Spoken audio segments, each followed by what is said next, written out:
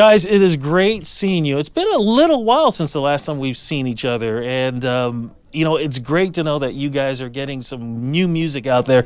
Congratulations on that. 2 years, it's been a while. Why 2 years?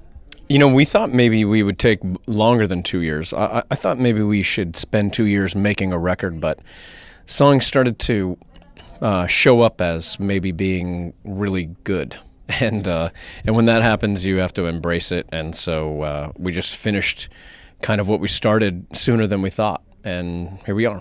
It's been like, I was trying to count the years. I think, first time we were really introduced to you guys is almost 20 years ago.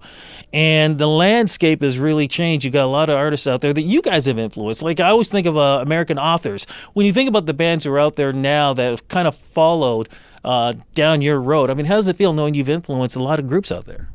It's pretty great. We were just in LA recently, and there was a magazine there called The Music Connection that it's like the musician's Bible in Los Angeles, and I used to hunt through it for bands to join and guitar players, singers to meet and stuff. And I was looking through it recently when we were in LA, and there were a lot of bands looking for, guitar players or singers in the style of Train.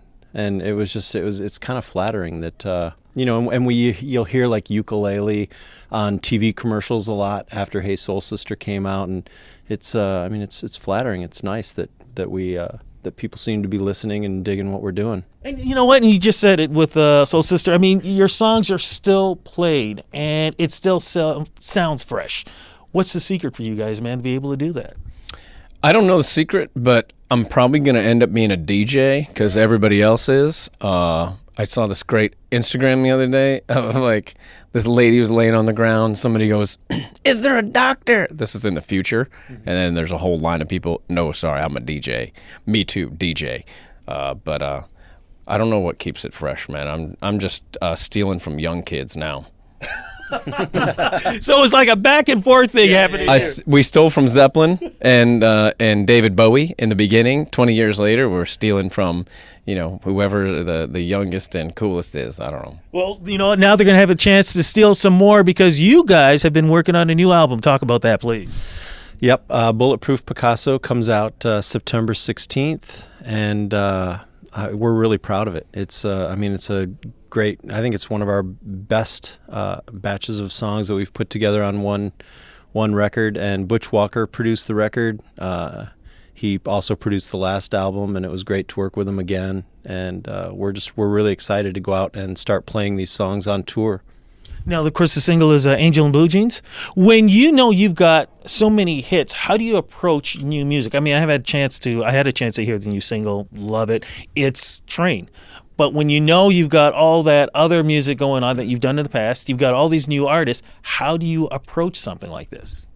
We wanted to approach it as grown-ups and not really shoot for pop radio. We wanted to, try to write songs that maybe connect with people emotionally. That's very difficult to do, man. It's like, trying to rewrite Drops of Jupiter or something. That's why I think the writing of this album was pretty difficult, because you're shooting for higher than you've ever reached. Having another song on the radio is cool, but having a song that people care about is like really amazing, and something that people would want to sing along with and also have a part of their lives. And so shooting for that is shooting pretty high, but we'd rather die by that than live by trying to make it by making dollars or something. So are we talking about a storyline here? Do all the songs fit together? It was really just, we're writing this because this was the mood. We're writing this because this is the mood we're in now.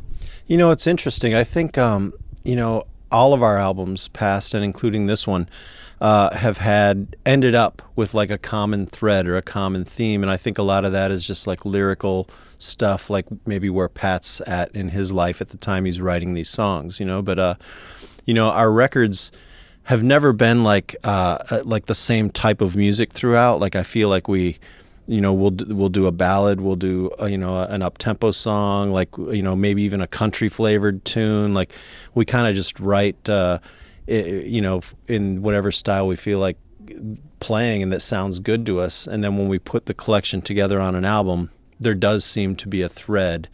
And I don't know, exactly like lyrically what the thread would be on this record. I'm still listening to it and learning all the lyrics and stuff. But musically, there seems to be like almost a, I don't know, spaghetti western sort of thread that kind of goes through the record a little bit. Kind of, the Angel in Blue Jeans, the new single, has that too. Yeah, and it works for me, definitely. And when you talked about, connecting with people, you guys don't just connect musically. I mean, you guys physically go out there and do it. Charities you guys have in San Francisco. I do believe, with wine, I do believe. Talk a little bit about that, please. Yeah, I started drinking wine again. That's the charity. The truth is, we have a company called Save Me San Francisco Wine Company, and we also make chocolate with Ghirardelli, which is a San Francisco-based chocolate in America, which is it's the best there is in America. And so we've teamed up with these great makers of great food and wine, and then we donate a lot of those portions to Family House, which is an amazing group of people that are in San Francisco that house lower income families and their children when they have to bring their sick kid to UCSF hospital, which really they specialize in children cancers, a lot of brain cancers and terrible things that you would never want your children to ever live through, or go through, I should say. You want them to live through it, but you don't want them to go through it. And to be a part of all of that is like, it's really good for us as humans, because we get to see what really matters. And, like record sales and stuff, you go like, oh yeah, that's right, there's real life. And so it's lovely. We go there as often as we can to connect with everybody, and we feel like there's not a better way to spend the extra money that we have, but also the time that we have. So, to make even a better connection, how do we get you guys back here tour-wise? So I understand you guys can be back on the road again. Yeah, well, I mean, the tour cycle for this album is just beginning. I mean, the album's not even released for a couple months yet. So we're just out talking to people like you and doing some like pre-promotion. But after September and probably through next summer, 2015, we'll be touring very heavily, and we'll be back in Canada playing many dates. Well, we cannot wait for that. If nobody cares about this album, though, we won't be back except to maybe, clean up.